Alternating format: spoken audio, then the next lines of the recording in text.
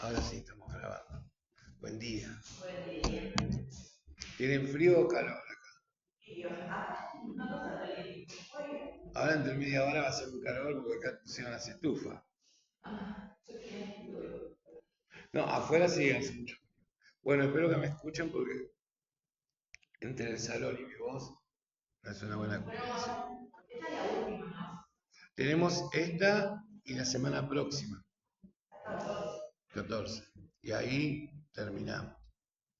Yo el otro día metí la pata y le dije que como que había unas credenciales. Las credenciales son para los interventores en crisis. ¿Sí?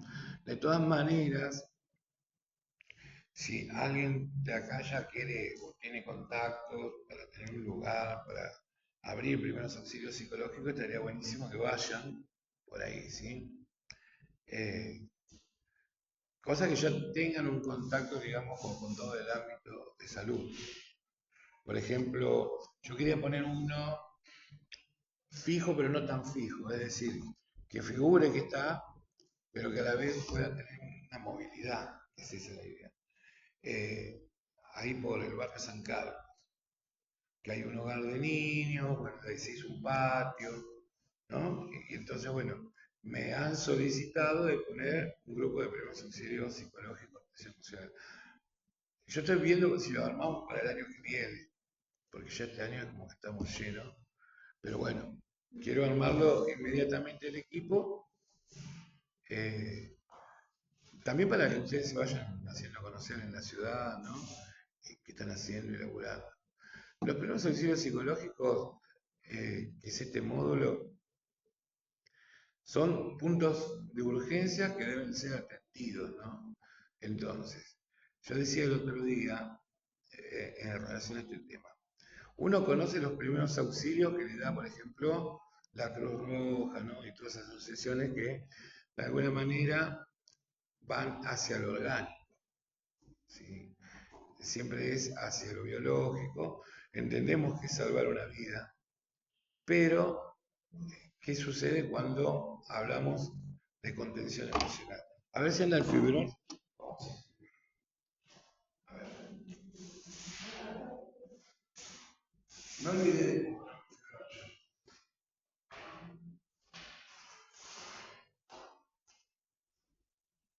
Y viene medio justito con la hora. Bueno, la contención emocional, ¿no? Vamos primero a definir lo que es emociones para que ustedes eh, no queden, digamos, como habla la gente. Este tiene un problema emocional. Muchas veces no es así. Ustedes lo que deben aprender, más que nada, es aprender, ¿no? Que es aprender. Que de aquí, escribiéndolo de esa manera, significa de alguna manera como hacerse cargo, ¿no? Adoptar, aferrarse al conocimiento. Lo vamos a poner así: apropiarse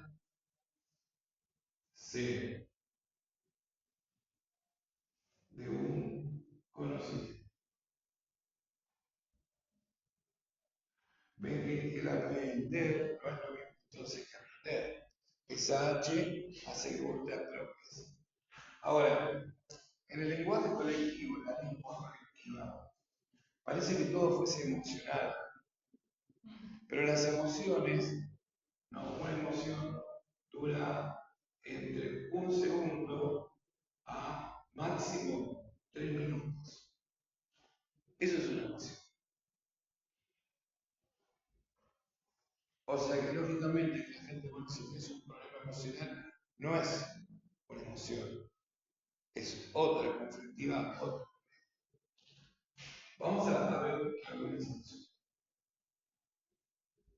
Y las emociones no son negativas totalmente, ni son positivas totalmente, sino que pueden ser, de acuerdo al contexto, tanto positivas como negativas. ¿Sí? Por ejemplo, alegría. Fíjense cómo voy a hacer con lo que parece que es el contrario. Tristeza.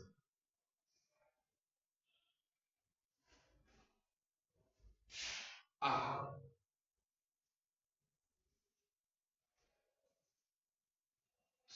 tristeza.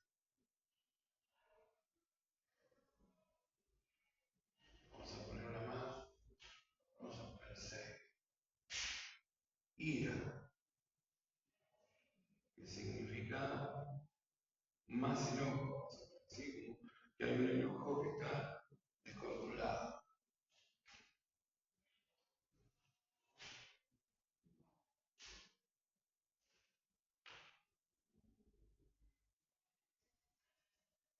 Y vamos a poner miedo. Bueno, estas, como ven, son 6 emociones. Podemos poner quién plantea estas emociones. Se llama Paul Ekman. Nosotros tenemos una diferencia con Ekman y con el psicoanálisis, con la psiquiatría, que ellos dicen que estas emociones nacen de instintos, lo cual para nosotros no es así. Cuando nace el bebé, cuando nacemos nosotros, no nacemos por estas emociones. Estas emociones para nosotros son construcciones sociales y culturales. O sea que depende del contexto. ¿Sí? Fíjense, fíjense en el tema del miedo. Toda la gente toma el miedo o tiene miedo, ¿no? Piensan que el miedo es como la paralización. De hecho, Richard Riviere va a hablar tomando las palabras de Melanie Klein. Melanie Klein era la psicoanalista más recomendada en los años 60, 70, 40 también, 50, porque comenzó a hacer psicoanálisis con niños. Arminda Verasturi, que era la esposa de Pichón, luego se suicida por un problema que tenía en la piel, que era íntima amiga, ¿no? Y Pichón, bueno, choqueaba un poco las obras. La paralización viene, ¿no?, de lo que nosotros vamos a llamar ansiedades básicas, que le llamamos miedos básicos. ¿Sí? Bueno, dale. No conozco la primera vez pasada. Los femeninos hace. Los miedos básicos son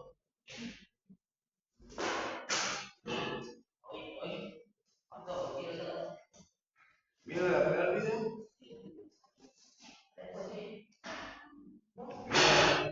miedo a la pérdida y miedo a la pérdida. No hay más miedo que eso. ¿Qué son los miedos? Miedo a la pérdida, miedo al ataque. Ya después lo vamos a ir viendo, ¿no? No hay más miedo que eso. Cuando uno tiene miedo, es porque teme perder algo. Ahora, ese algo puede ser que sea real, en el sentido de que existe. Qué sé yo, perder un hijo, perder la vida, perder una tierra. Puede ser también que tema perder algo que ya perdió. Por ejemplo, perder algo de vida. No quiero perder más. O puede ser que tema perder algo que todavía no lo tiene. Temo perder la libertad. O sea que yo acá estoy trabajando en 3 instancias. ¿Se acuerdan que yo les nombré yo? Real, simbólica, imaginaria.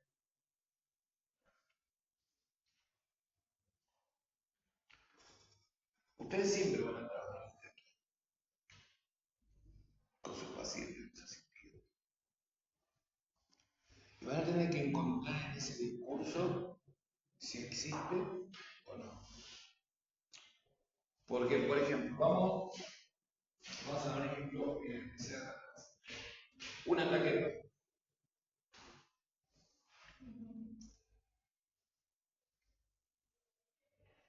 Miren qué sucede. Ustedes más o menos ya conocen todos los signos de un ataque de pánico, pero en el video. ¿No?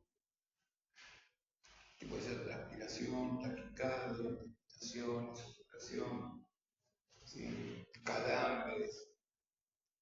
Pero sobre todo lo que tenga que ver con los síntomas psíquicos. Aparece el miedo. Miedo a perder.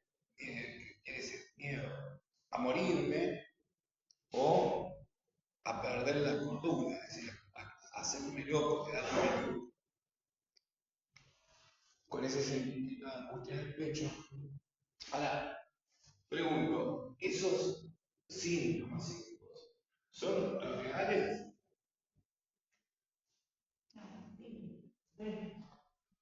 ¿Ven? Ahí hay una diferencia.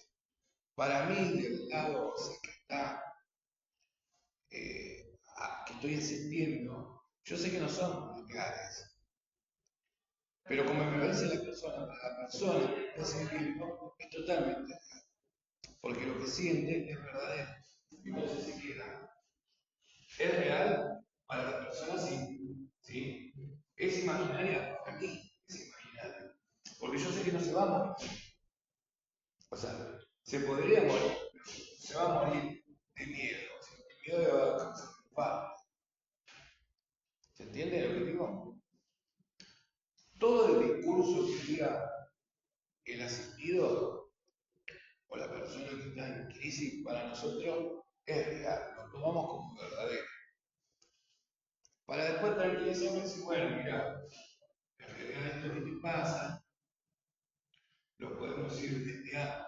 Por eso los ejercicios de respiración lo hacemos consciente, porque si no, imaginariamente, lo que sucede aquí es que uno, es como cuando tiene un ataque de asma, ¿no?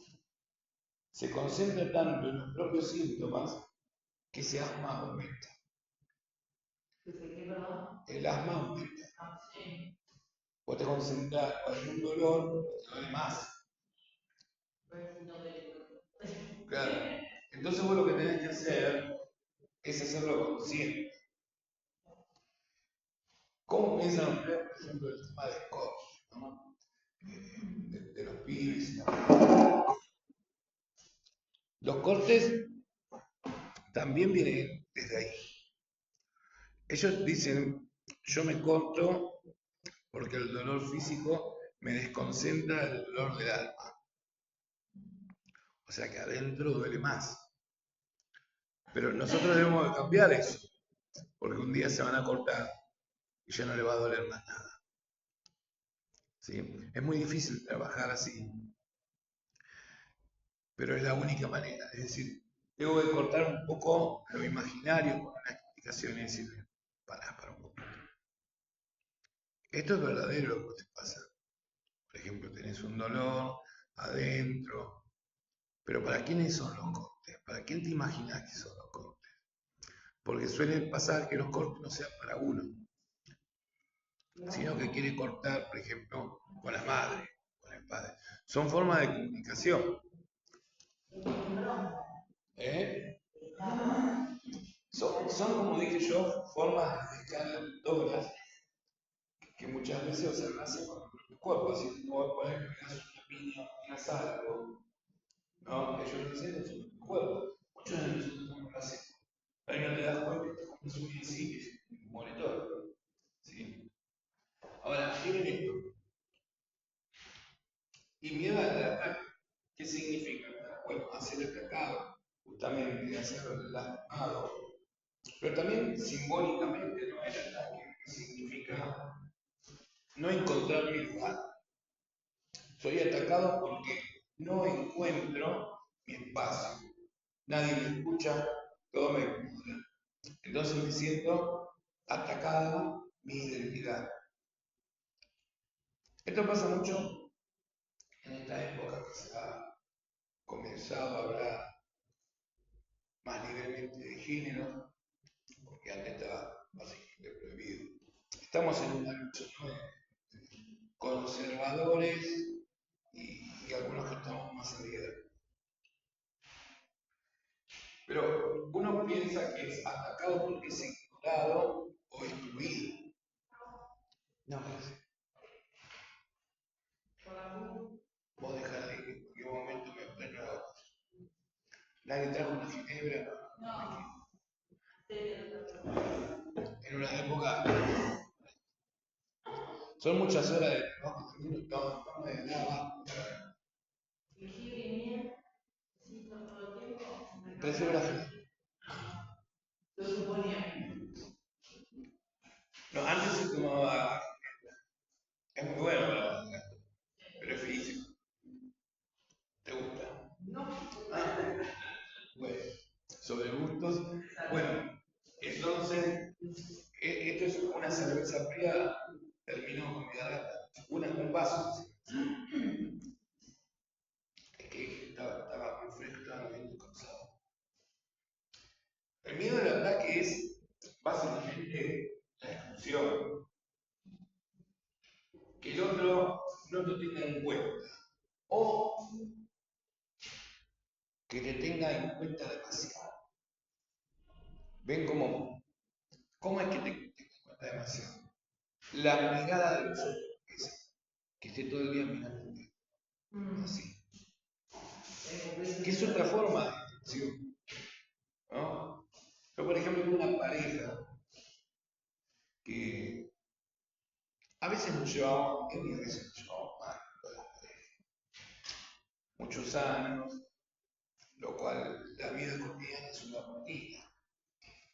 Si perdés la creatividad, no vale perder la pareja, porque estás condenado toda tu vida a seguir padeciendo lo mismo. Y se va agrandando, eso es lo mismo. Claro. Entonces, ante un conflicto, cada uno, no un conflicto, digo, llegando a la crisis, bueno, vos decís, estoy re loco, no me hables, o nunca te digo, no hay en la puerta, sí, no hay grites, estoy loco. Desde pasar, cada uno de ustedes debe hacer un mecanismo defensivo. Yo, en mi caso, muy freudiano, me iba al fondo a hablar con las plantas, esperando alguna respuesta que lógicamente nunca pasó. Bueno, tal vez imaginé un espectáculo de una plantita que se movía. Pero el problema es, si yo tenía o sea, me respetaban también ese espacio de descarga o me privaba. Porque tenía la persona siempre bla, bla, bla, bla, bla, bla, bla, bla, hablándome de la vida. Entonces yo decía, déjame ir, me tranquilizo y la persona atrás. No sé si le ha pasado alguna situación. Ahora sí te lo separado. No. Sí, o esas personas que hablan, se contestan solo, Lo más difícil son las personas que no terminan nunca de hablar. Nunca terminan de hablar.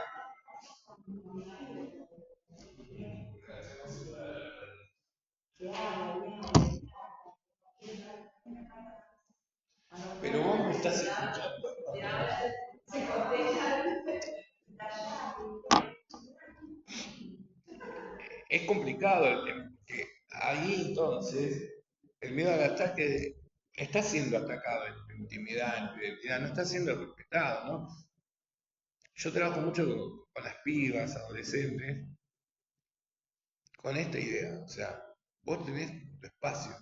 Lo que pasa es que hoy estamos pasando también por una situación, hoy especialmente, de estos enamoramientos fugaces que provocan que se junten, sin vivir un noviazgo. O sea, diría mi mamá, están quemando etapas, ¿no? Pero es un volver al pasado, porque antes también, ¿no?, se juntaban, por ejemplo, se casaban para irse a otra provincia, para irse de la casa, o sea, para no quedar excluidos, se incluían dentro de otro conjunto. Cuestión que no funcionaba, ni siquiera funcionaba en términos de amor, porque era un amor muy freudiano, así como objeto de amor.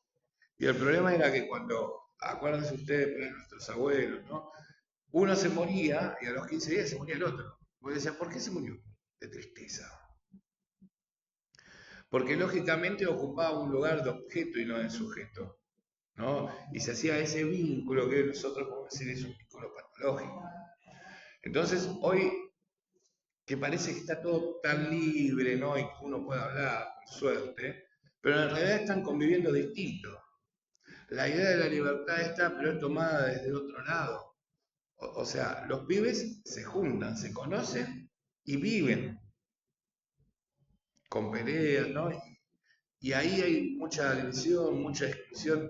¿Por qué? Porque no se dejan el tiempo para conocer también las diferencias. Se siguen enamorando de aquellas cosas que les resulta que son iguales, que compartimos. Y la vida tiene que ser distinta para que uno prosiga en la vida. Es decir, no enamorarse de las similitudes o identificarse con, uy, mirá, ¿no? Me acuerdo mi vieja decirme, esta piba es para vos, mirá, es igual a vos. Claro, fue 2 semanas, hasta que notamos que no éramos igual. Buenas noches, bienvenida. Te estamos esperando. Claro. Bueno, ponete, no te sientes allá en el fondo, acércate, hacete amiga, no te vamos a exponer. Bueno, sentate donde quieras, ¿ves? Esta es la manera de no excluirla, sentate donde quieras, sé libre. Entonces, estamos hablando justo de vos, mira, de las parejas modernas.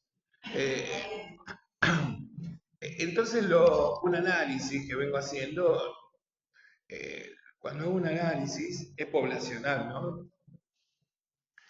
Es que los pibes se juntan, ¿sí? Sean pibes con pibes, piba con piba, no sé, como ustedes quieran decirlo, y no se dan el tiempo para conocerse, ¿sí? Y para conocer las diferencias.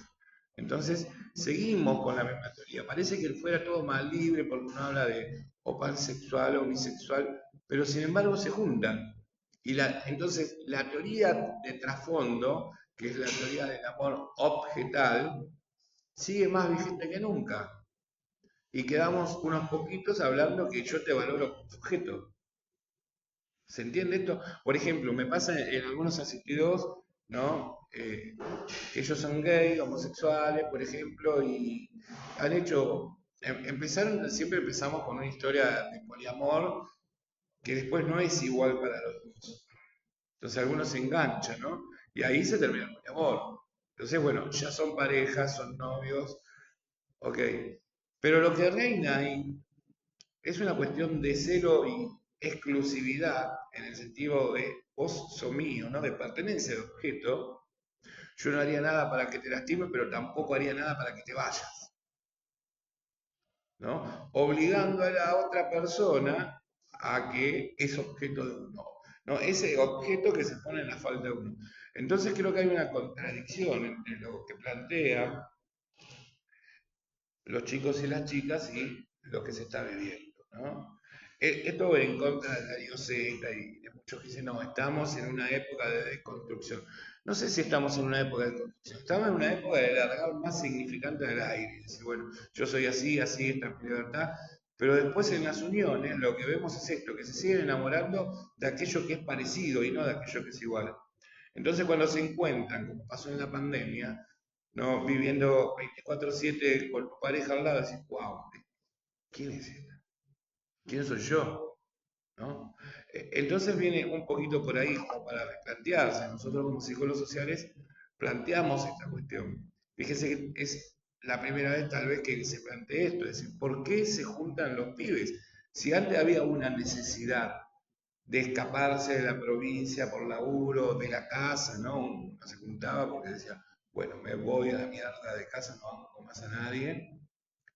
Y sin embargo, o sea, hoy que uno lo acompaña, todo esto, ¿por qué entonces? ¿Cuál es el motivo? Si no es un motivo cronológico, no hay apuro, podrán disfrutar la vida, porque después cuando llegan a los 40, 50 años, ya esa relación, si no hay creatividad, ¿no? ¿Y qué hacemos? No sé. También la consulta, ¿no? El miedo a la pérdida, o en este caso el miedo al ataque, que no es consciente en ese momento, pero que puede ser atacado. Por ejemplo, qué sé yo, querer darle la sorpresa. Está todo así, muy efervescente, decía yo, ¿no? Eh, Querer darle la sorpresa de una comida. Entonces, bueno, hoy comemos, pero también ahí hay una autoridad, un poder, que no le está diciendo qué quieres comer. También yo decía del otro lado, ¿no? Y yo lo escucho mucho al mediodía, bueno, están comiendo y no disfrutan ese momento. Y entonces uno le pregunta al otro, ¿y qué comemos a la noche? Ah, sí, estamos comiendo ahora. No sé si habrán escuchado de esto. ¿Sí? O sea que están como adelantados, en que mañana vamos a hacer esto, vamos a hacer otro. O sea que seguimos con la misma idea, inclusive del matrimonio, ¿no? Es decir, ¿qué dice el matrimonio? Sean felices para toda la vida. Entonces uno piensa toda la vida, ¿no? En ser viejito, tener un campo, un caballo, qué sé yo, ¿no? Y tipo, hey, ¿no? Una cosa así. La felicidad va por eso, compartir una casa, un auto, un yate, y después resulta que no tenés ni para comer. Y ahí, pero vos no vas a ir a laburar, te dicen, no, laburá vos. O sea, y ahí que quedás en un plano imaginario, siempre lo que resulta de lo imaginario, que hoy, cuando la imaginación trae angustia, lo que resulta es la frustración, entonces te frustras y decís, wow, no es lo que yo esperaba. Porque hay una idealización. Exacto. Por ahí, eso que vos decís, la idealización, viene por la propia identidad, ¿sí? O sea, vos pones al otro en el lugar de tu falta. Entonces lo pones como ideal. El único que me puede o la única que me puede sacar de esto es tal persona. Entonces ni siquiera está el persona, está el objeto. Entonces cuando el objeto se va, se muere, que se pierde, no sé, uno queda como sin energía porque le falta la otra mitad. ¿Ven? Entonces esa teoría es una teoría muy antigua, ¿no? Que es la que hace Freud en 1900 y en 1923 con el tema del yo, super yo y ello, la segunda tópica. Y sin embargo yo pensé hace un tiempo, cuando planteaba esta teoría del sujeto, que ya la podíamos desechar, porque pudimos hablar un montón de cosas que antes estábamos silenciados. Sin embargo, de fondo a la explicación sigue estando. ¿Sí? De hecho, escuchamos a los psicólogos, a los padres y todo, o sea, te tratan como una cosa, no te respetan, te excluyen, ¿sí? Y ni hablar en discapacidad. Por eso yo decía, ¿no? Yo está bien, pero el ataque, por ejemplo, las miradas, hay miradas que te atacan, ¿no? En discapacidad son las miradas que te excluyen. Parece que uno no está viendo lo lindo del otro, sino los defectos del otro, ¿no? Ahora, en ese sentido, entonces el ataque de pánico de una persona es, por lo tanto, es real, porque lo que la persona siente en ese momento es verdadero. Yo de mi lado, insistente, yo sé que está en el imaginario, que está pensando en algo que no está pasando. Por ejemplo, si que se va a morir, que se va a volver loco. No, estoy hablando de los síntomas psíquicos, más que nada.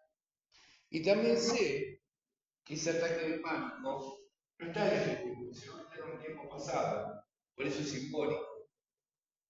También sé que cuando el ataque de pánico encuentra una defensa, que se va a llamar fobia, una solución, por ejemplo, tener fobia a un sapo sería la consecuencia, o por ejemplo, tener fobia a un cuchillo.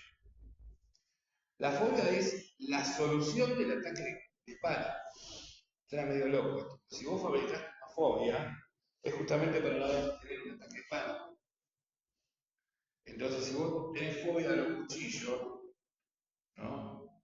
Vas a tratar de evitar, como sea, lugares con cuchillos. No te vas a ir un restaurante a la parte de la cocina, que están todos los cuchillos cortados. Ahora, ¿es real lo que siente? Sí, lógicamente que sí. es imaginario y sí, porque dice, si entro acá, los cuchillos empiezan a caer sobre mí. Imagínense esta situación. Ahora, es simbólico sí, porque el cuchillo no es cuchillo. Puede ser un cuchillo, puede ser cualquier cosa que corte, ¿sí? Y se va desplazando. Porque ese cuchillo es lo simbólico de toda una escena, que es la violencia, que es la agresión. ¿Sí? Alguna vez fue atacado o vivió una experiencia con algún objeto cortante.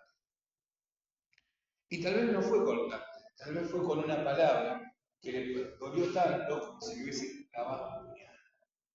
¿Ven qué simbólico es? Ese es el laburo que tenemos que hacer nosotros en clínica. Es decir, ubicar. Por eso yo digo, los interventores en clínica lo primero que hacemos es ordenar los tiempos. ¿Qué es lo presente, lo pasado y qué va a ser? Y además, ver qué es lo real, lo simbólico y el imaginario. Bueno, hasta ahí venimos. ¿Siguen dando todavía? Me olvidé. No tuve tiempo. Bueno, no importa cuánto. No tengo desodorante, como el otro día que teníamos colonia. Bueno, miren esto.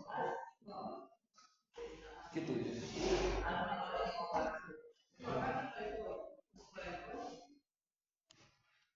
Esto no se lo veo. Se cree que lo somos acá. Alcohol que sí. Podría haber comprado. No tengo más. Es que no tuve tiempo. ¿Qué tal? Ahí? ¿Es alcohol eso? ¿Es alcohol?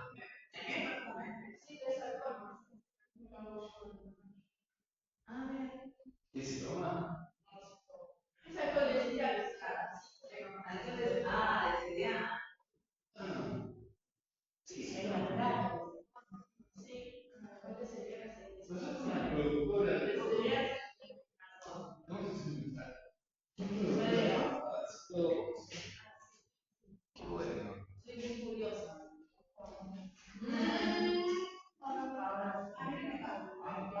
Mira, hoy fabricaste, ¿no? Y mirá que acá mirá que no se podía escribir, ¿viste? Bueno, vamos a ver. Vamos a ver.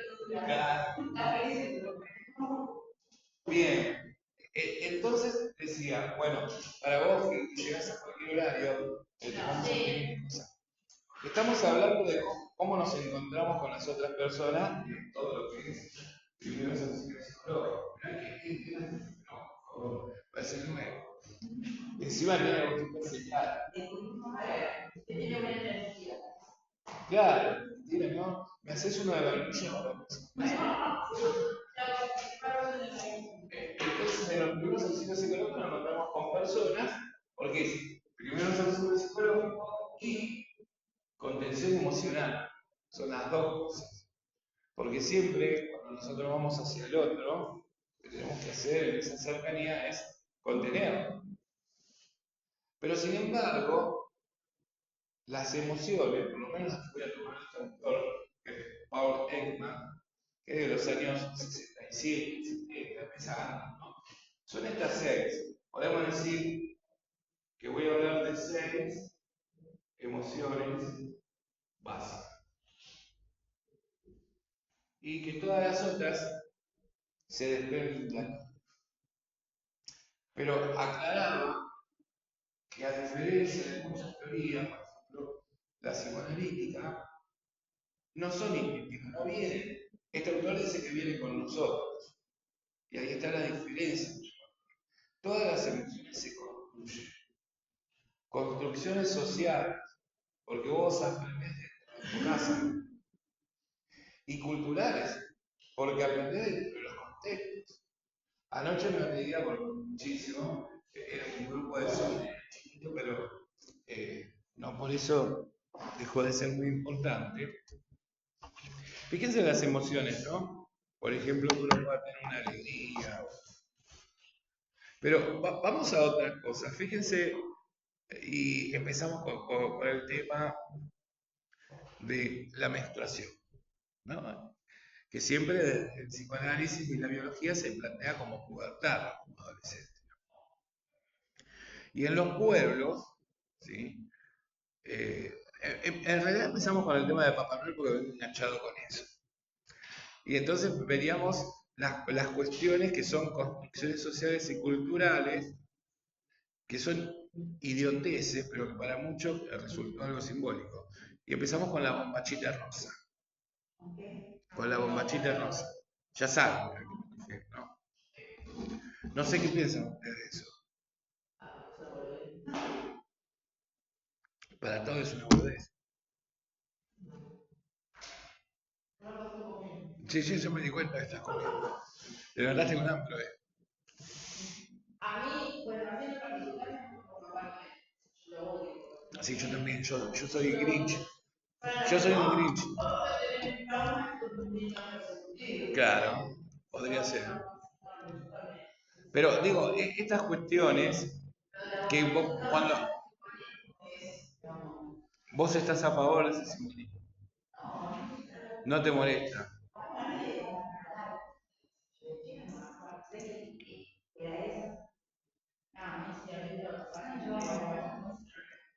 Porque hay algo.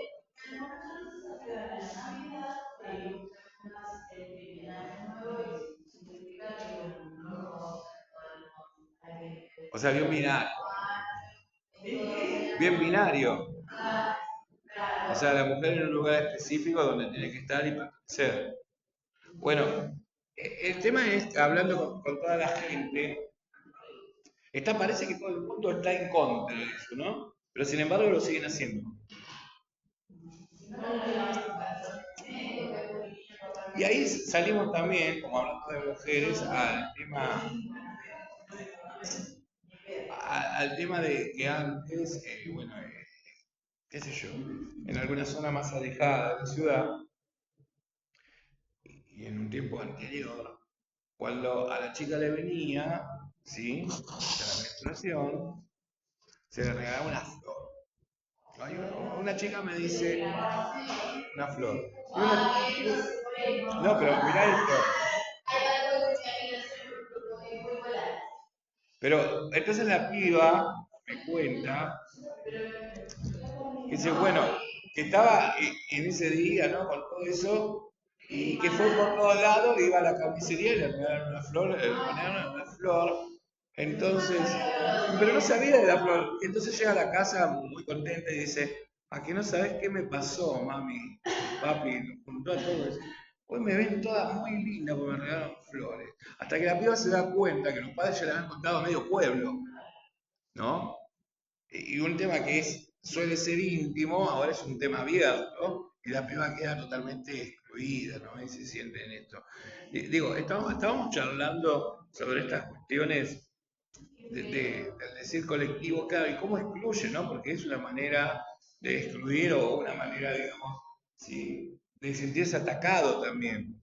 Por eso cuando yo hablo de ataque, no hablo solamente, no piensa que el ataque es o dos seres de otro planeta, bueno, eso lo pienso yo, la IA, ¿no? La inteligencia artificial que ataca todo, yo la estoy atacando igual, vengo bien. En cualquier momento se me desarma todo este teléfono. Vengo engañando a la inteligencia artificial. Eh, y la pérdida, ¿no? Que también la pérdida puede ser una pérdida que sea real, porque lo tenés. Siempre la pérdida real puede ser, sobre todo, ni siquiera la muerte del otro es tan real, porque el otro muere físicamente, pero no muere, no lo que uno siente, el tema vincular. Pero la pérdida, por ejemplo, de una parte de un cuerpo, ¿no? Una pierna, ¿no? Pierdas una mano. Esas pérdidas que hemos trabajado mucho fuertemente con los veteranos de Malvinas, que inclusive sueñan con la parte que le falta. Y muchas veces se levantan pensando, no como yo, a veces me levanto pensando que no tengo nada y me voy a comer una milanesa. Y me muero ahí. Claro. Pero se entiende, o sea, porque vos te levantás como si nada, pensando que tenés las dos piernas y no las tenés. ¿No? O sea, fabricás el sueño que es imaginario, fabricás algo simbólico de cubre los real. Entonces, la pérdida también ustedes tienen que ver de qué pérdida estamos hablando. ¿Existió? Porque puede ser que se esté haciendo problema por una pérdida que todavía no ha pasado. Por ejemplo, en un ataque de pánico, voy a perder mi cordura. No, ¿quién te dice así? Eso se llama optimismo trágico. No, mañana va a ser peor que hoy. Y el año que viene, ¿sabes? Yo te lo digo estadísticamente, encima te lo justifican. Como venimos, el 24 va a llover. Ojalá sí sea, pero. eh, ¿No? Pero digo, en ese optimismo trágico que uno cae, imagínate, no vamos a tener para comer el 24 y el 31. Porque no piensa en este tiempo, está pensando en un tiempo que es futuro, lo cual es tener una frustración, como yo les decía. Están comiendo al mediodía pensando en qué van a comer a la noche. Entonces no disfrutás la comida del mediodía, ¿no? Y eso siempre lo mismo. Estás atravesando una enfermedad, tomás la primera píldora para saber que te vas a curar, ¿no? Esperá, dale el proceso, che, hace una semana, ¿no? Y venimos con ese tiempo. Y ese tiempo también es el que me está preocupando con respecto a las nuevas parejas o novios que como que están apurados en el tiempo, pero no por tener hijos, están apurados de vivir intensamente ese momento o de no hacer nada. Porque tampoco es que lo viven, porque no muchos se van de paseo, sino que se quedan en una pieza con los celulares mirando TikTok. Perdón, no te quise, ¿no? Pero la mayoría, digo, en una muestra, pasa esto con los pibes de hoy. Entonces, se juntan a ver TikTok, o sea, se juntan, pareja, digo, ¿no? Pero claro, después termina en esa separación inminente, porque lógicamente no se conocen en las diferencias, ¿sí? Bien, ahora lo que deben saber ustedes, más allá de lo que es pérdida y ataque, que todo el mundo piensa que el miedo es negativo, pero suele ser que el miedo a nosotros es positivo, porque es quien te pone en una situación también difícil, pero una crisis distinta que te permita la superación. Del miedo hay justamente la posibilidad de cambio. Y entre cambio y la superación siempre va a haber resistencia.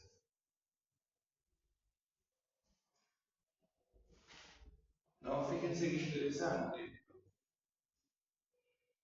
porque vos también ante la crisis te puedes paralizar. ¿Sí? O sea, tenemos tres maneras: paralización, evasión, confrontación.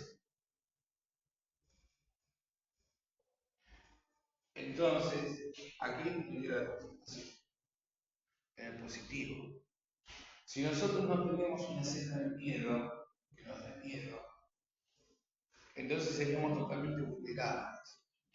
Es decir, o sea, que el miedo a nosotros nos tiene justamente decir, wow, tengo miedo por lo que me está pasando, ¿no? Lo que me está pasando en mi cuerpo, y voy a tener resistencia. Justamente la resistencia que yo voy a tener es, creo que me voy a morir, me está doliendo, antes no me dolía tanto, pero no sé la distancia. Ahora, esto genera un cambio, o sea, no soy el mismo de antes. Por lo tanto, este cambio, digo, ¿qué hago? ¿Me paralizo ante ese miedo? O sea, paralizarme me quedo quieto, ¿no? No, yo no voy en paz porque tengo miedo. Por ejemplo, una amiga bueno, de nuestras las épocas nocturnas, rock, que siguen estando, no salió nunca más a partir de Cromañón. O sea, Cromañón se le presenta como una escena que lógicamente la pone en crisis, porque le da miedo. Entonces yo le pregunto, ¿qué te da miedo? ¿No? Algo te pasó. Que fue real, pero pasado. No, tengo miedo, ¿sí? De que el techo se desprenda, ¿no? Y vuelva a pasar. Es imaginario. Entonces ella qué hace, siempre me va a evadir siempre, digamos, por hecho así cerrado. O sea, lógicamente que esa paralización y evasión ya no es solamente una chaqueta, tiene que ver con una fobia, ¿no? Tiene que ver con una fobia que ha hecho que ese boliche cromañón, imaginariamente, y usa todas sus herramientas como resistencia justamente hacia la superación. Para ella, ya está. Nunca más va a entrar en un boliche. ¿No? Hasta que pueda tener una asistencia y una orientación adecuada que, claro, paso a paso, no todos los boliches están fuera. ¿Sí? Para esto, bueno, hay que llevarla despacito al lugar para que pueda confrontar. ¿Viste dónde estamos? En un boliche. Y no se prendió fuego. Yo sé que es un método difícil. Una vez que ustedes van conociendo a la persona, es como decir, bueno, uno suele armar fobias casi imposibles de explicar, ¿no? Por ejemplo, tenerle fobia a los motores, al aire, pero también tenerle fobia a otras cosas. Por ejemplo, no sé, tener fobia a una calle que siempre cruzaste, que es totalmente conocida para vos, de la esquina de tu casa, y te paraliza. ¿No? Fíjate, te paraliza. No la podés cruzar. Y entonces, para que no te pase nuevamente, porque ahí en tu cuerpo ese miedo, que sería un pánico, ¿sí? Para no sentir todo ese ataque de pánico nuevamente, todo ese malestar físico y biológico, lo que haces es evadir. Es decir, llegaste a la esquina de tu casa y vas por otro lado. Es como cuando uno le tiene miedo o fobia a algo real, por ejemplo, que ya enfermo solo. Vos sabés que están ahí, esperándote, que tienen tu nombre en la boca, que se cae la baba para morder. Vos, por lo menos pensar, este la tiene, está en contra mí, van a morder a mí. Entonces, ¿qué haces? Evadís. No, vamos por acá. 5 kilómetros, no importa. ¿No? ¿Qué construiste? El ataque de pánico, para no caer en esa sensación de miedo extremo, lo que vos construís es una fobia. Y la fobia tiene que ver entonces con la evasión. Yo puedo evadir eso para no entrar en pánico. ¿Se entiende? Lo que pasa que si se quedase ahí, no habría problemas.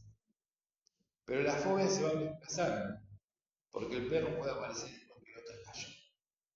¿Se entiende? Porque si se queda ahí, solucionamos todo. Porque pues, si vos le tenés que yo, te damos la calle de pánico en el ascensor, nunca más sube el ascensor.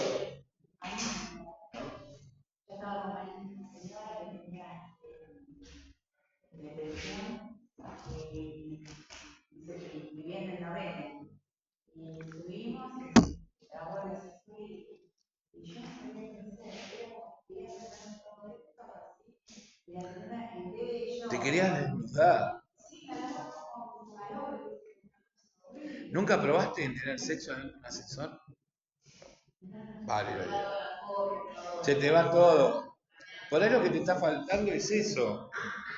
Un lugar más ardiente. Pero a mí me pasa, a mí cualquier cosa se cerraba esa vaina, ya me empieza.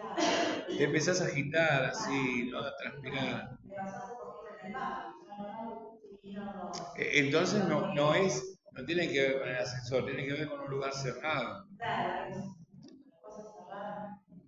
Cuando vine a la el banco de gobierno decía y yo empecé a sentir, cuando vi que hizo atrás, que cerró así con llave, hizo un rato. Y yo dije, o sea, ya empecé Eso es a claustrofobia. otra cosa. Que es lo mismo, o sea, hay gente que le tiene mucho miedo a lugares abiertos, ¿sí? Otros lugares cerrados, ¿no?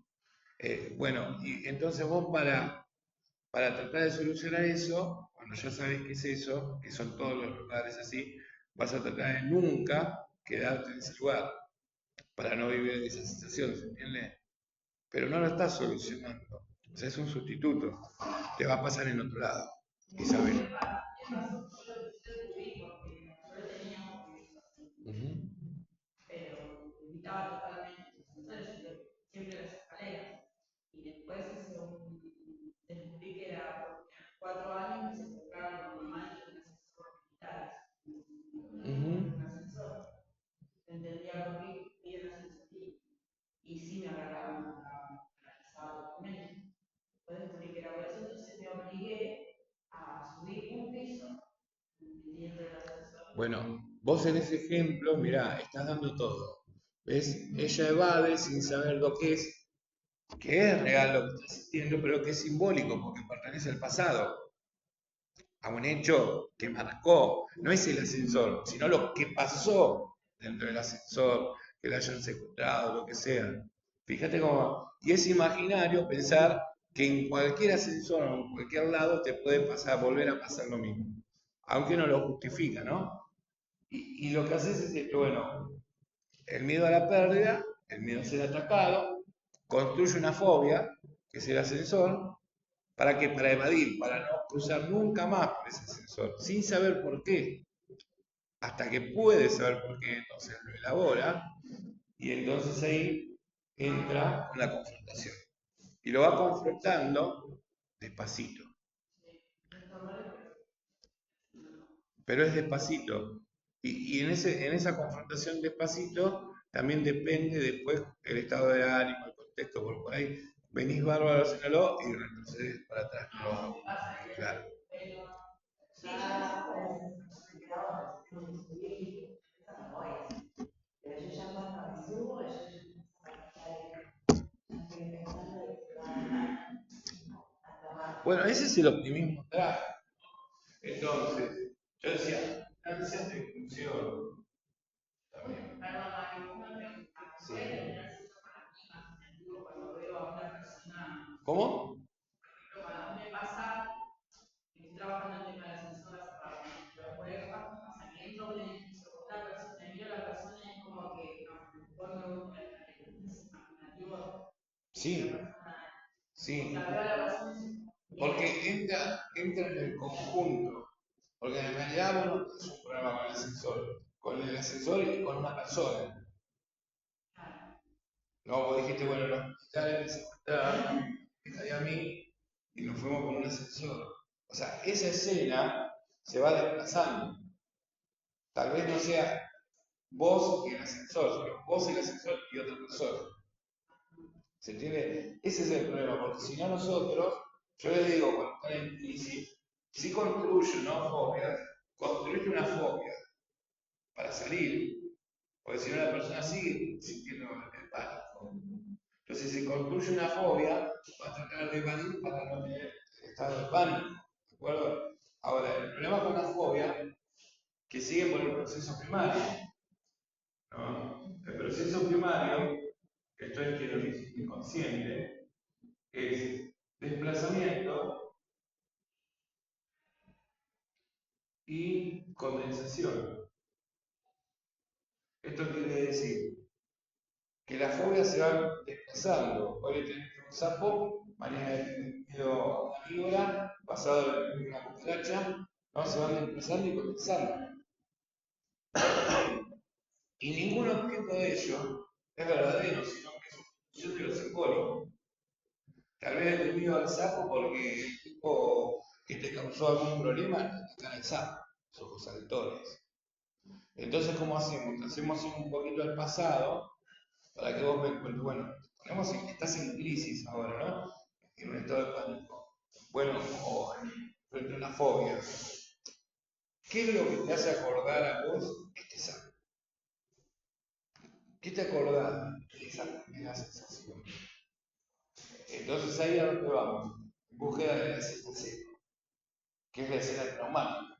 Lo que vos hiciste es la escena traumática. No sabemos si hay otra escena detrás de esa. En principio es esa, porque te está sirviendo para la confrontación. Si vos elaborás, porque tiene que la confrontación también es por desplazamiento y condensación. Entonces tiene esto, ¿no?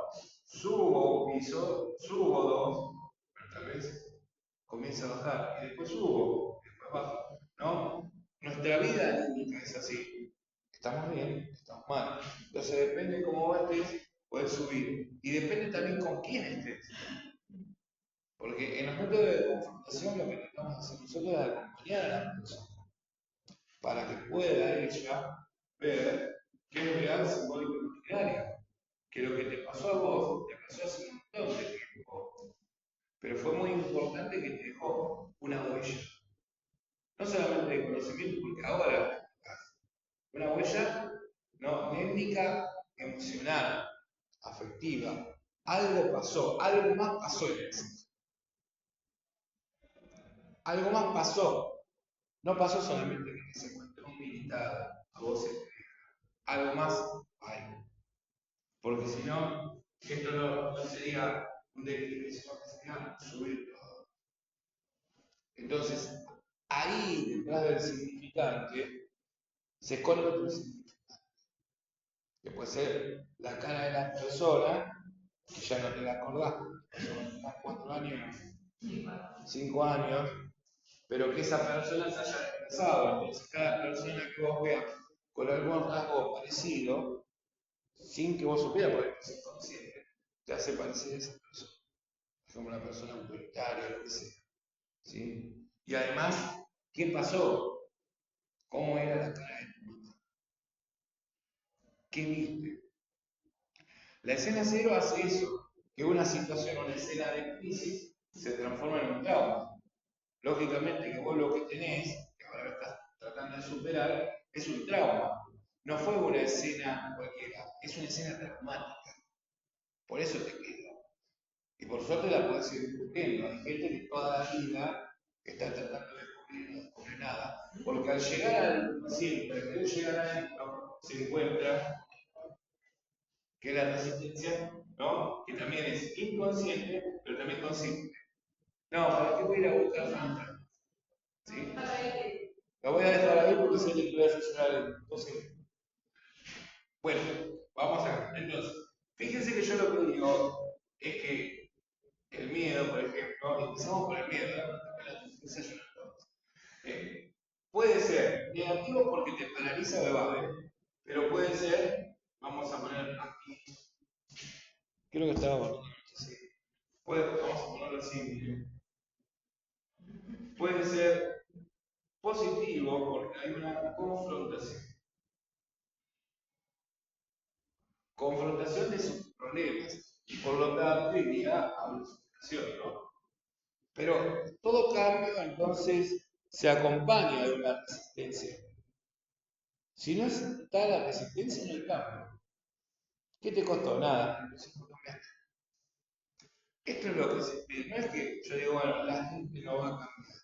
Bueno, hay algunos que tienen tan fuertes sus estructuras que lo único que hacen prometen que van a cambiar y no cambian nada. Y vos te das cuenta que no cambian porque, lógicamente, siguen respondiendo con las mismas actitudes, los mismos comportamientos, ¿no? Que nosotros llamamos que son conductas estereotipadas. Entonces, ante esa situación, son las falsas promesas. Son, ¿no? De la fase que hoy estamos hablando, de una fase de enamoramiento, del amor, a una fase violenta, a una fase de golpe, de violencia, y una fase de sentimiento de culpa falso. Es decir, perdón, no lo voy a volver a hacer. Y lo va a volver a hacer. Sí, porque no se está dando la idea de cambio, pero no la idea de resistencia. Y no hay cambios en resistencia. Es decir, es como el gobierno, ¿no? Si un gobierno cambia, tiene que haber alguien que resista. No pueden estar todos a favor. Bueno, en la mente pasa lo mismo. Ahora, vamos a... Estoy viendo un picnic hermoso y está bárbaro. Bueno, vamos a ver. El repente puede ser, cada emoción puede ser negativa o positiva, pero tiene que estar.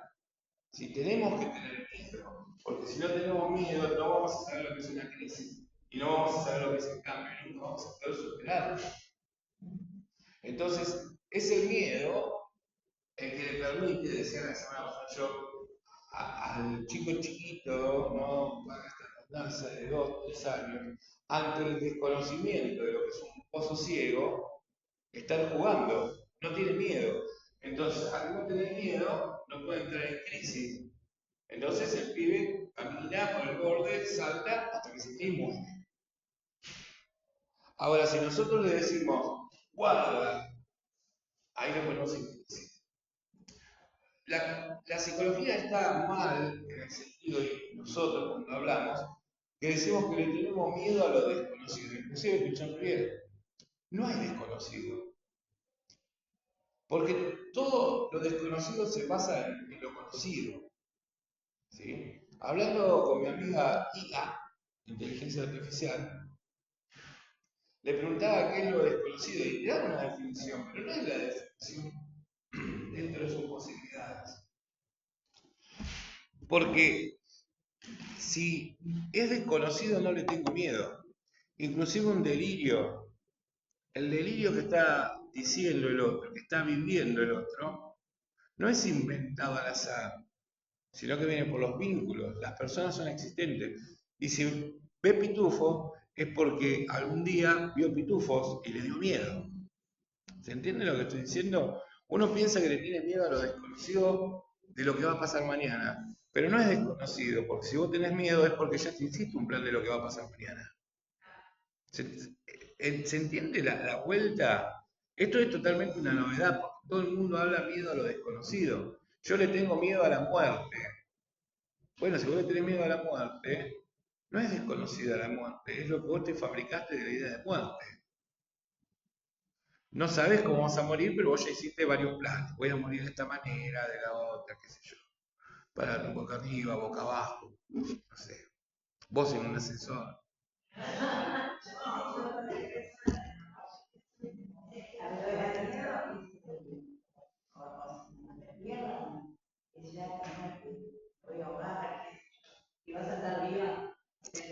Yo le voy a contar un sueño que tuve recién, hace 2 horas.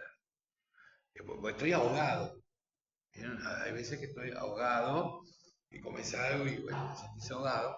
Pero igual, el sueño fue muy loco. Ustedes saben que yo soy de Mar del Plata y siempre he sueño con Mar del Plata, pero Mar del Plata atacada por un tsunami, ¿no? Que venga así, que no quede nada. Estabas vos, eras vos. No, podemos compartir. Pero desde una visión de constelaciones podemos constelar, si querés. Bueno, ¿y qué querés hacer? Que tiene que constelar. Bueno, y entonces en el sueño era, bueno, vamos a ir para la playa, pero ya ni bien te metías, no es desconocido, ya estoy casi ahogado. Y miraba como algunos ahí, unas patinetas esos que andan en el agua, ¿no? Por allá, y wow, mirá esto. Y cuando quería volver, ya no había ciudad, era todo agua, y lógicamente que yo no sé nadar, siempre, ¿no? Y ya me he ahogado con Trini varias veces. Entonces, nada, me desperté ahogado. Ven que los sueños están hechos de efectos diurnos y de los mismos miedos, pero no es desconocido, sino que es simbólico. Y ahí me entra, ¿no? La fantasía, pero en algo imaginario, pero que también sustituyen a algo que te está pasando en la vida real. Por eso los miedos cuando son tan intensos que se transforman en pesadillas, por ejemplo, ¿no? A veces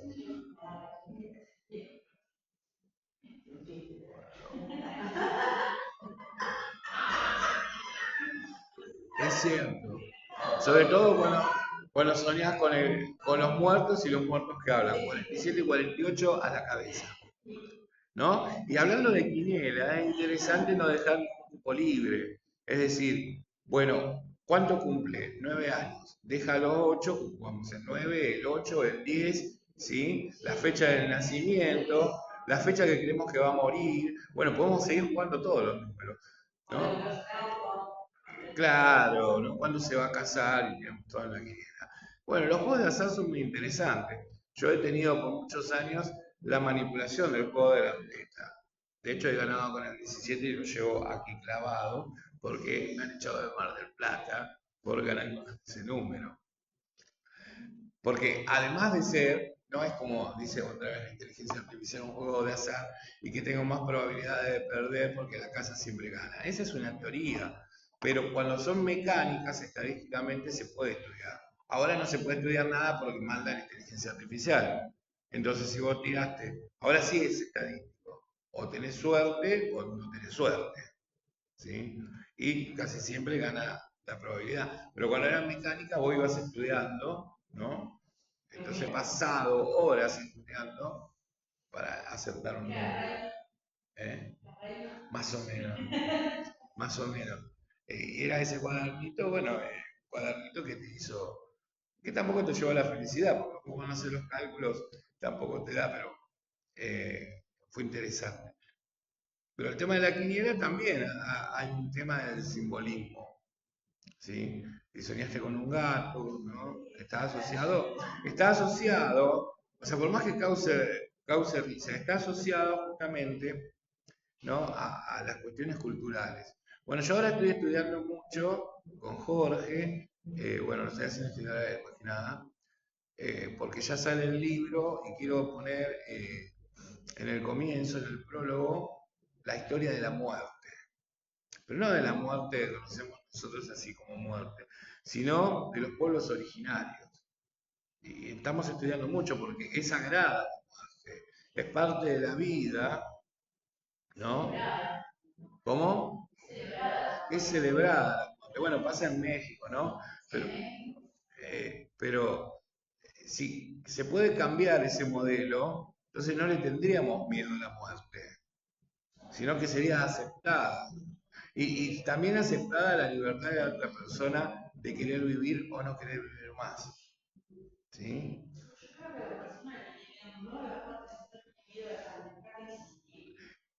Yo no sé si es al dejar de existir uno o qué harán los otros si yo no estoy.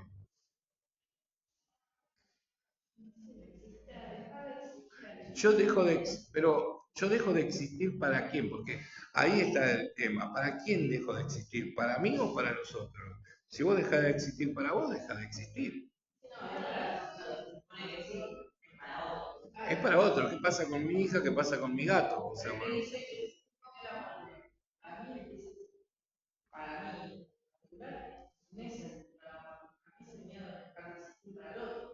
ahí está. Dejar de existir para el otro. ¿Eh?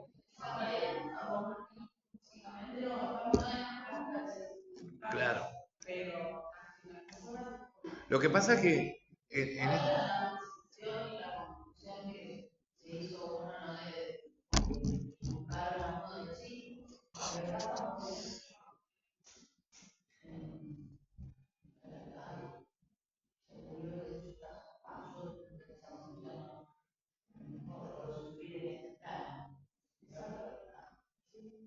claro, en mi casa, por ejemplo, a diferencia de la tuya, mi vieja se murió de la esquina, por más que no lo conozca, va igual, porque es acompañar en la máxima tragedia, en donde, claro, en donde, por ejemplo, las ceremonias son las más largas que hay. Velarlo 2 días, ¿verdad? Podrido el muerto ya, ¿viste?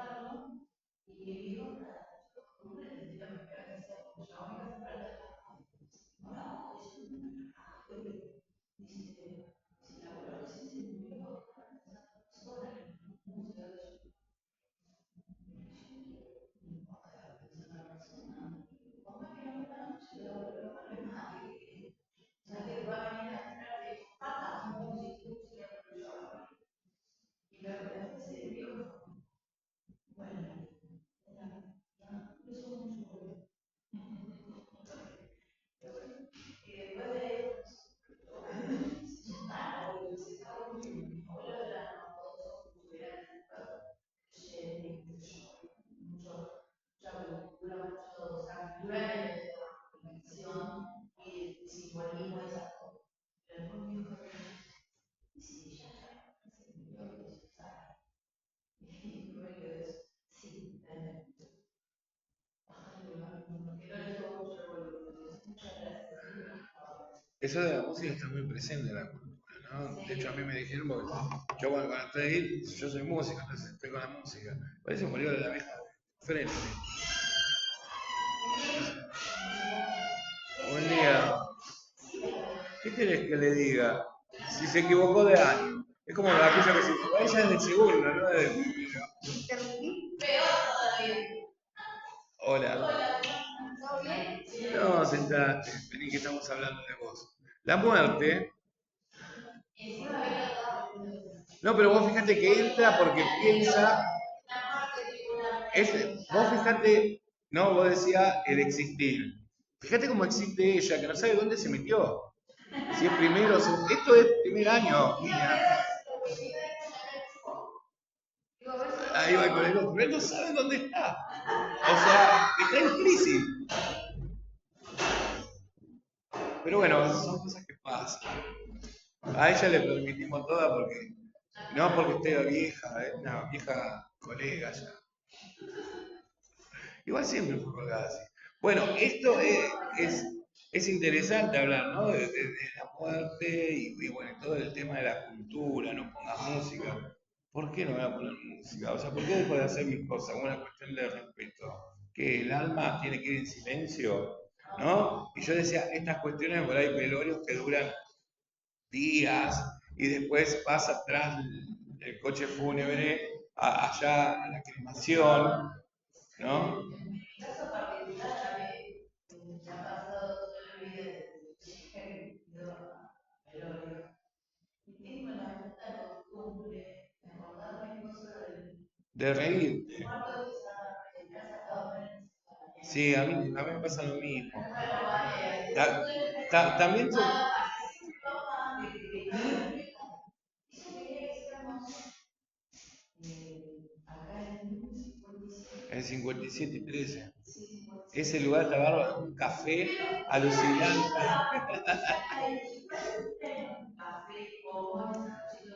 Que es espectacular.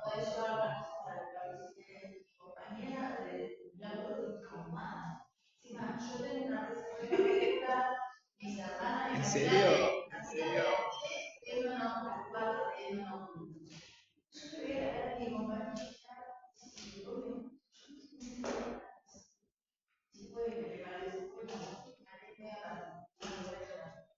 y ella pidió que hiciéramos ahí, igual que hicieron ahí. Ella no quería que llorara, que fue una Es celebración. magnífico ese lugar. Les recomiendo para cuando mueran. Igual vayan juntando guita ahora porque es carísimo. Claro.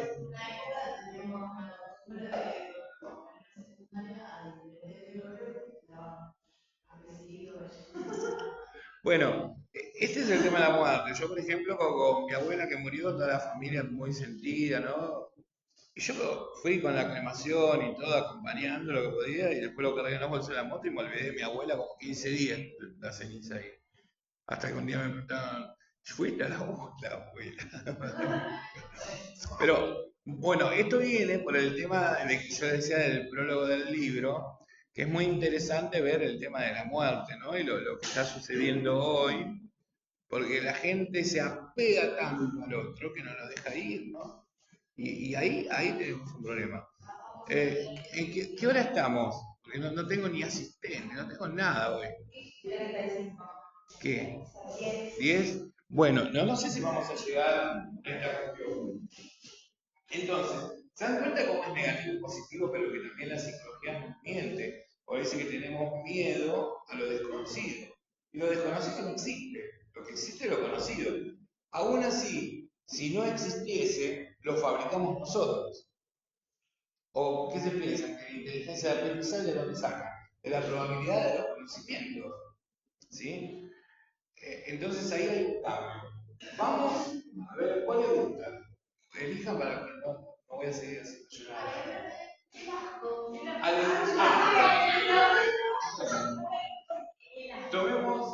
Ahora, el asco también puede ser positivo o puede ser negativo.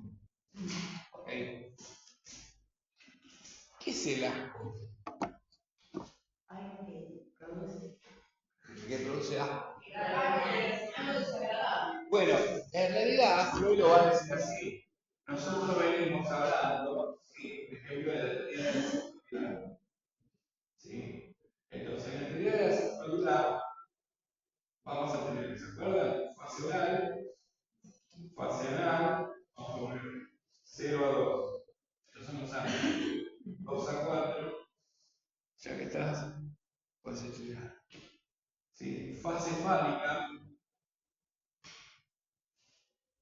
3 a 5. ¿Eh? ¿Estás bien? Y acá tenemos un periodo que se llama periodo de latencia. ¿Sí? En el periodo de latencia parece que todo esto es una vida pulsional. Me parece que nos estamos quedando sin alcohol. ¿Sí? La vida pulsional, en tanto la sexualidad, parece que es el. Tengo secretaria nueva. Bien quisiera. Por lo menos quizás por el me gusta. Entonces, en el periodo de latencia hay un parate. ¿Sí? Hay un parate de hipersexualidad. Más o menos se daba a los 6 años. Esto, claro que ya no es cierto en temas cronológicos y tal, porque estamos súper desarrollados. Y entonces, este periodo de latencia es como que vos venís caminando por acá por toda tu sexualidad. Y la sexualidad tampoco es la opción de placer. La sexualidad hoy en día yo la tomo como la identidad, la construcción de la identidad. Todo esto sirve para construir tu personalidad. Pero lo que sucede es que acá va a haber unos diques que se llaman diques anímicos. Es decir, vos venís por acá y te tiran piedras. Entonces hace que estas piedras justamente coinciden, según él, no, con la ley. En realidad, ¿sí? Si acá se termina, acá se va a llamar declinación del complejo de Edipo. ¿Sí? Y acá nace para Freud el superyo, que es el conjunto de valores éticos y morales. Y los límites anímicos son vergüenza, asco y moral. O sea, lo que están postulando es que toda tu energía que vos venías gastando para la sexualidad, en términos de obtención del placer, cae de golpe de la estructura. Este periodo de la crisis significa amnesia. Amnesia. Sí. Como si fuese un tipo de Alzheimer. Mirá. Porque acá lo que es la función. Por eso lo pongo. Es la censura. Que te dice, hasta acá llegaste. Y todo esto va a quedar en el inconsciente. Ahora mirá. Miren, miren esto. Todo esto es lugar del inconsciente.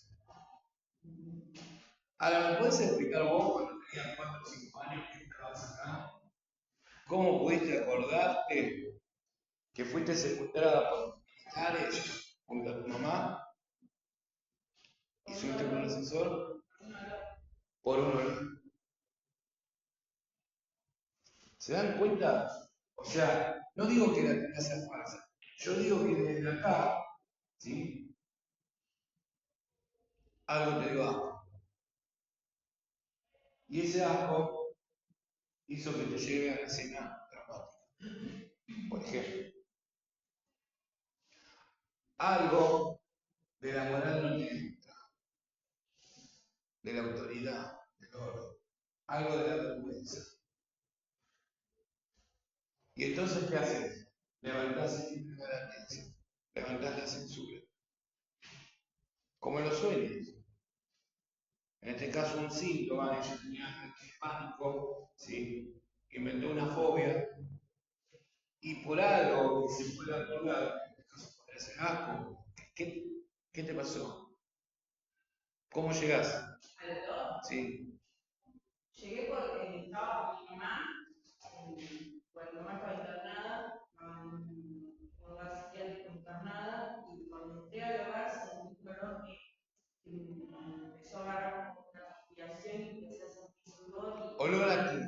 Y el olor era muy particular, era muy particular, era una mezcla entre alcohol, también era una mezcla de, no sé, a ver, medio repulsión, sí, sentía como. ¿Se dan cuenta?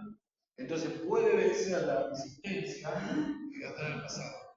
Si esa es la escena cero, ¿sí? Si es la escena cero, o sea, como producción del trauma, entonces ella elabora y ya no le tiene fobia. Para esto puede confrontarse, pero en algún momento puede volver. ¿Sí? Ahora, esta teoría básicamente está mal. Porque no es que a los 6-7 años los pibes tengan vergüenza, asco y moral, sino que uno ya la tiene, que es la realidad de la.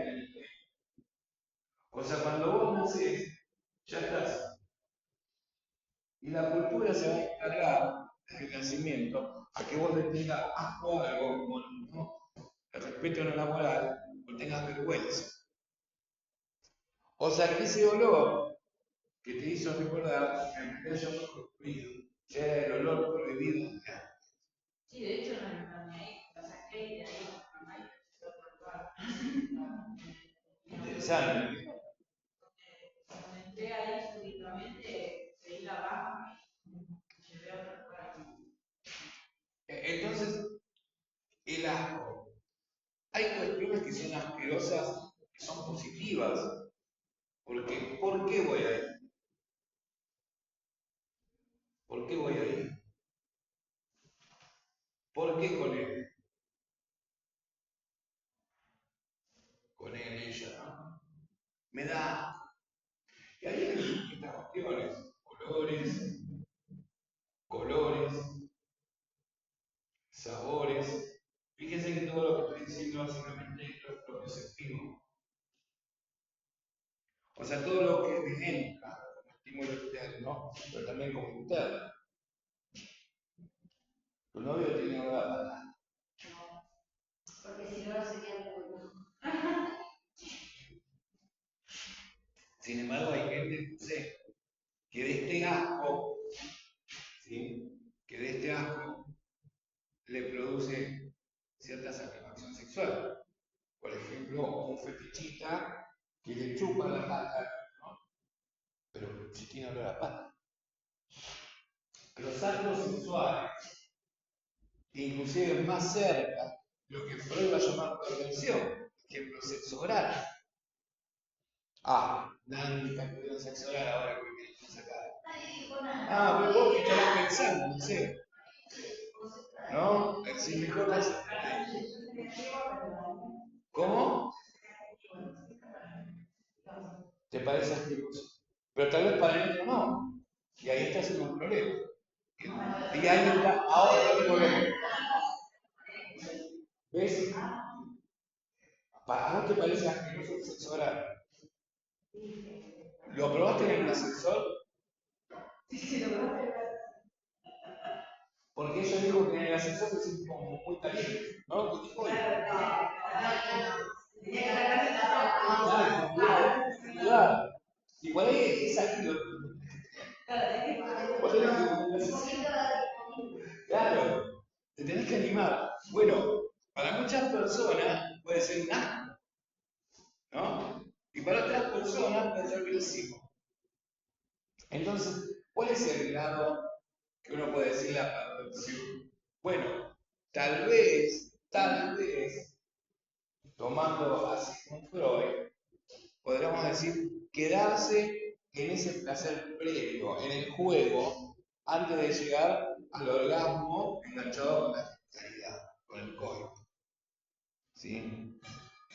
Yo no creo que sea así. Porque si vos tenés un orgasmo por sexo oral, está bárbaro. Se quedan callados, ¿qué le da vergüenza? No, claro, no escuché nada. Pero que ven la idea distinta, porque el animal ¿dónde tiene que terminar? ¿No? Por ejemplo, el gato tiene que embarazar a la gata.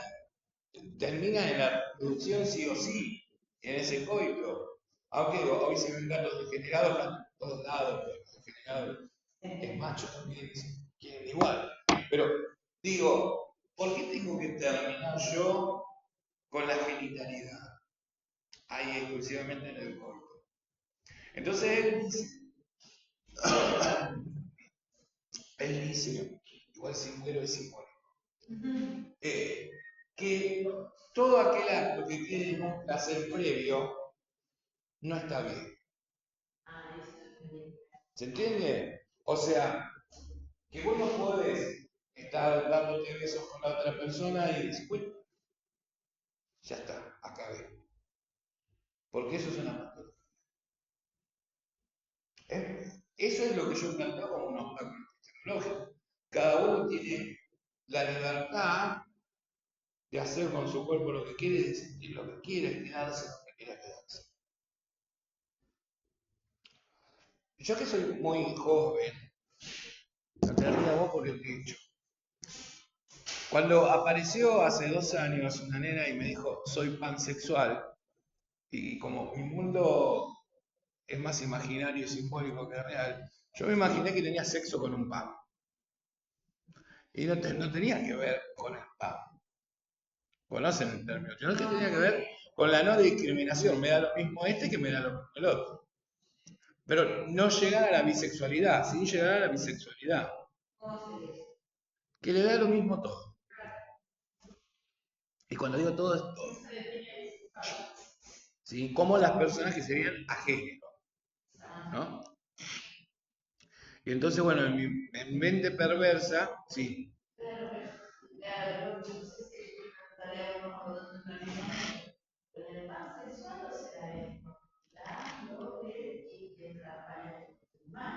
Sí. No. Pues por eso se diferencia de la homosexualidad o de lo íntimo.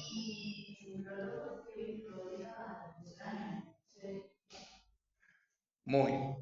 Bueno, pero también esa construcción social, lo loco es que una prueba de 5 años te pueda decir, por ejemplo, qué sé yo, soy vegana.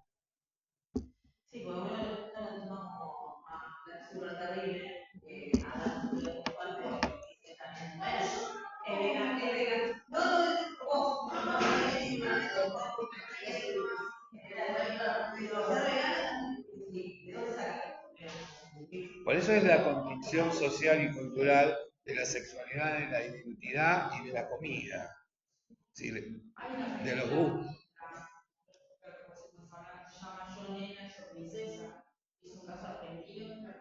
Ah, mira. 6 años, era coche, es transgénero, no, esa no.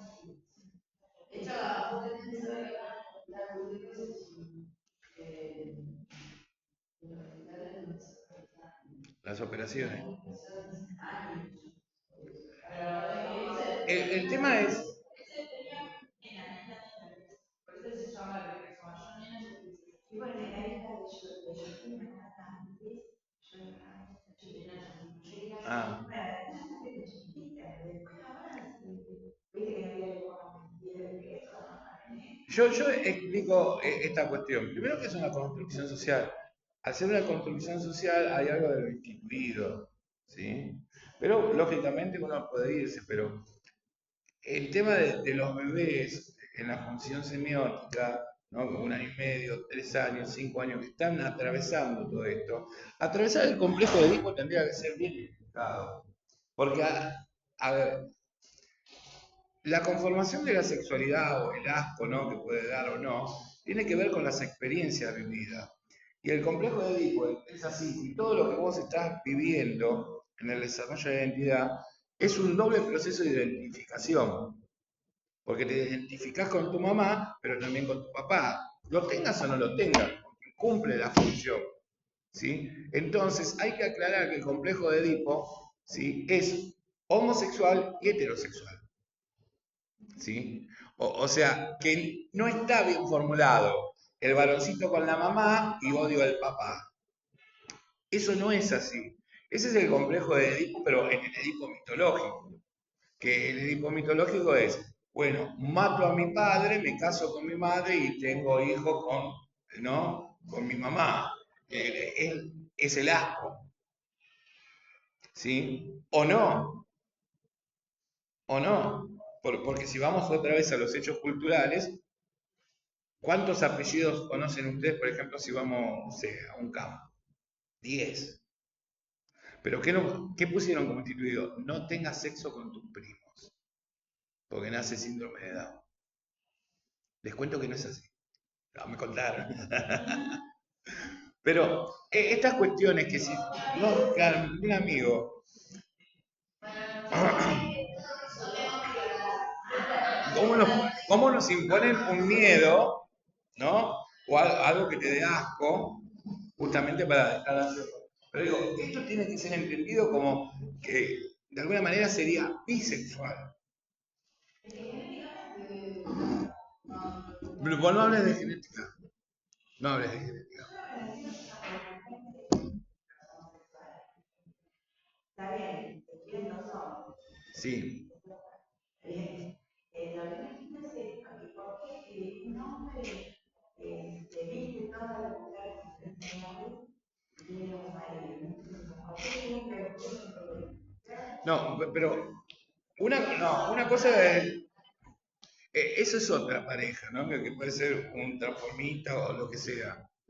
Casi siempre los dos hombres se visten de hombres, pero sí en las relaciones sexuales suele suceder, o en el vínculo cotidiano, que, bueno, exacto, que uno tenga función materna y la otra función paterna, si vos querés. O sea, que uno siga el papel de hombre, por más que también pueda recibir, ¿sí?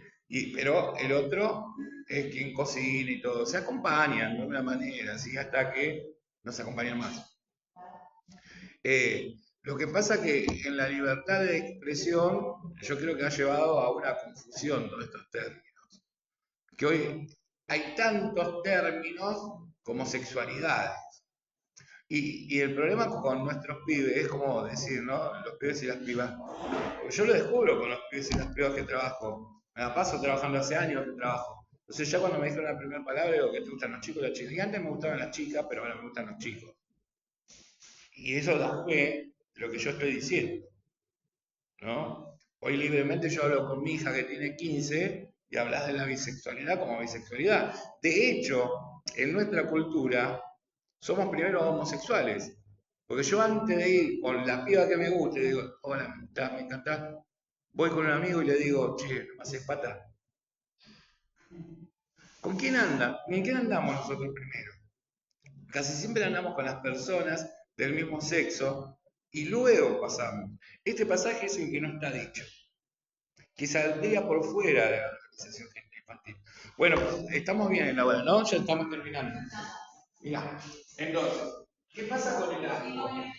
¿Por qué puede ser positivo el asco? Porque, otra vez, si yo tengo asco, ¿no?, a algo, entonces mejor no lo hago. Entonces me permite a mí, de alguna manera, ese asco, proseguir con mi vida. ¿Sí? Ahora, también puede ser negativo. Es decir, no me animo porque tengo asco. Dale, probalo. No una comida, no, le tengo asco al hígado. Pero lo probaste alguna vez, ¿por qué tenías ganas de, no sé? Pero, no, o una comida o algo, porque tiene que ver con lo perceptivo, por ejemplo. Pichón, no sé si le conté este ejemplo. Cuando vivía en Santa Fe, ¿no? Entonces, bueno, como ellos eran de todo, se juntaban las más. Pichón fue educador de las prostitutas. uno de sus primeros trabajos, ¿no? Entonces le enseñaban a claro, el francesito, ¿no?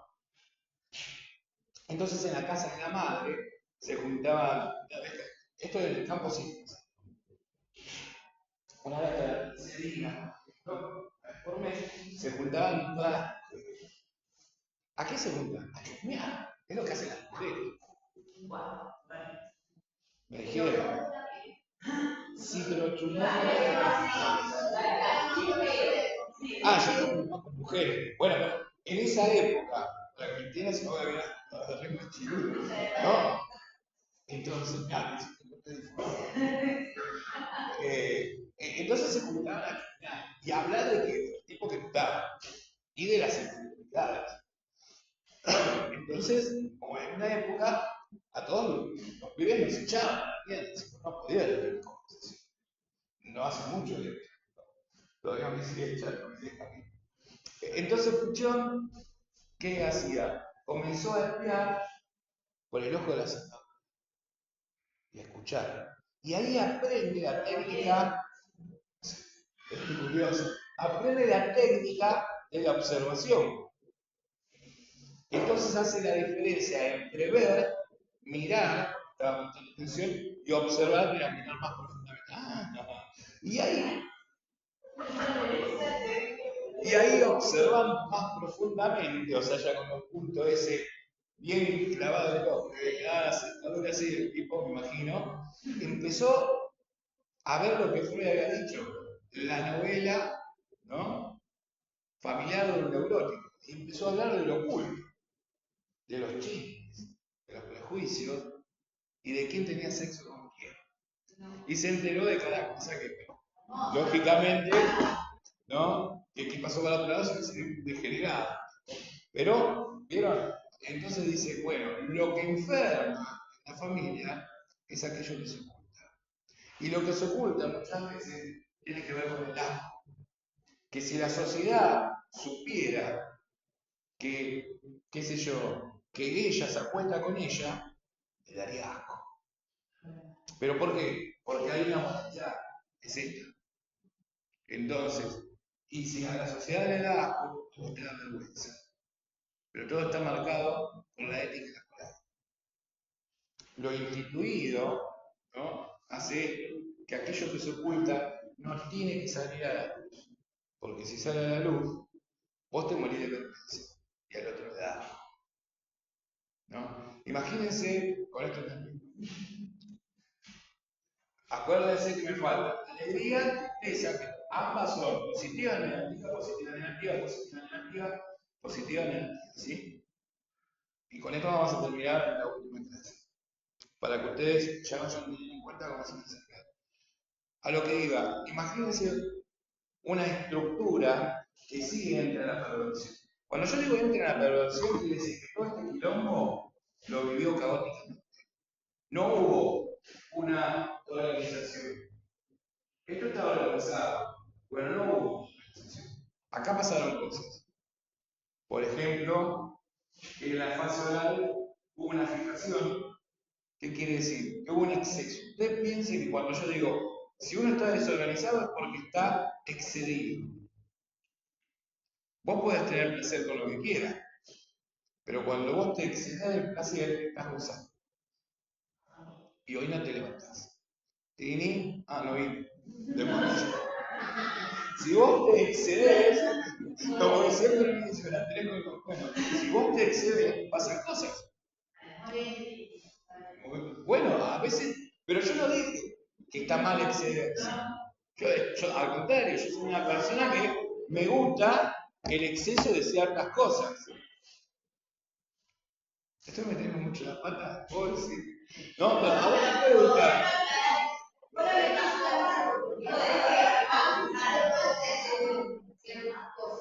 Bueno, ciertas cosas. Yo me gusta excederme, pero ahí tienen que ver ustedes. Porque con las personas, todos excedemos algo. Una copa de más, un baile de más, un beso de más, o tal vez de menos. Y también es un exceso de menos, quedarme encerrado mucho tiempo. ¿Cómo comenzar eso? Si me quedo encerrado mucho tiempo, de ahí tengo un exceso de soledad. ¿Se entiende? O sea que ahí tiene que ver la otra persona y que pueda categorizar las necesidades. Es decir, está bien, pero si vos te excedes, por ejemplo, una noche y no vas a trabajar, puede pasar. Ahora, si no trabajas en toda la semana, si te excedes, no, qué sé yo, por tomar merca y ya no cuidas más a tus hijos, ahí estamos hablando de... Yo, por mí, si vos querés tomar merca, querés fumar un faso, haz lo que quieras. Ahora, el exceso es el pasaje del placer al gozo. Al otro día no te levantás porque tu cuerpo te duele. Y acá hay un exceso. Entonces, si vos tenés un exceso en la fijación oral, por ejemplo, te tomás mucho pecho, vamos a decir, ¿no? Y todo en la boca, aparece una huella. Acá, en la arena también pasa lo mismo. Si está desorganizada, por ejemplo, un abuso, ¿no? Con algo que te haya pasado, cuando llegas a la fálica, llegas ya traumado. Por eso es tan importante los primeros auxilios psicológicos, para que puedan ver aquí qué pasó. Acá pasó algo. Esta es la teoría central de la personalidad. Después, acá entramos en otro quilombo. Como esto se corre en tiempo. Porque no podemos poner acá 13 años a la adolescencia. Y ahí estamos, y con esto cierro. La adolescencia, acá, entre los 5 y 6, hoy en día. Se corrió todo esto. Por TikTok, por YouTube, por la tecnología. Pero ni en pedo se hubiese imaginado a la hija hablando por teléfono. Cuando yo hablo con ella, me siento solo. Entonces la hija me contesta, es verdad. Entonces esto se corre. Desde el nacimiento, bueno, acá se junta. Lo oral, lo anal y lo fálico se dan juntos. La adolescencia empieza a partir de los 5 o 6 años. Por eso un pibe o una piba de 12 años no habla con habla. ¿No? O lo voy a contar a una piba de 8 años y dice, no, yo la verdad esto no quiero, porque ahí empieza el conflicto. Es adolescente cuando te diga, ¿sabes qué? Yo te amo, también te odio. Quiero ser como vos, pero no quiero ser. Y eso no llega nunca con la pubertad. Capaz la piba no le vino todavía. Capaz que el pibe no siente esa conexión. Pero, ¿por qué no es un problema sexual ni genital? Es un problema de identidad, conflictiva. Y que por suerte se está dando antes. Pero si la sociedad, ahora si la sociedad sigue sin entenderlo, y seguimos con un sistema bancario de educación que tenemos, y le hablamos cuando el pibe llega a quinto año de salud y adolescencia, de que es una droga, sigo cómo cuidarse, y nos rechazan un modelo de educación sexual integral. Entonces, ¿cómo descarga todo esto? Ahí ven el tema. Bueno, acuérdense que para la próxima vamos a trabajar alegría, tristeza, sorpresa y ira. ¿Sí? Con el de sorpresa me gusta mucho porque me acuerdo de los chupetines. ¿Cómo era? Sí, de los sorpresa. Lo que venía en la paletita. Que tenían juguetes. Bueno, pero los chupetines, ¿cómo se llamaban? Chupetines sorpresa. Bueno, bueno, pero los topolinos compraban los que tenían más guita. Después estaban los otros truchos. Yo tengo un problema personal con esos chupetines. Yo te voy a explicar. Porque uno iba tocando todo, ¿no? Y entrabas al kiosco y tocaba todo para ver, viste, claro, era como el amor. O sea, esperabas algo, pero siempre encontrabas algo diferente.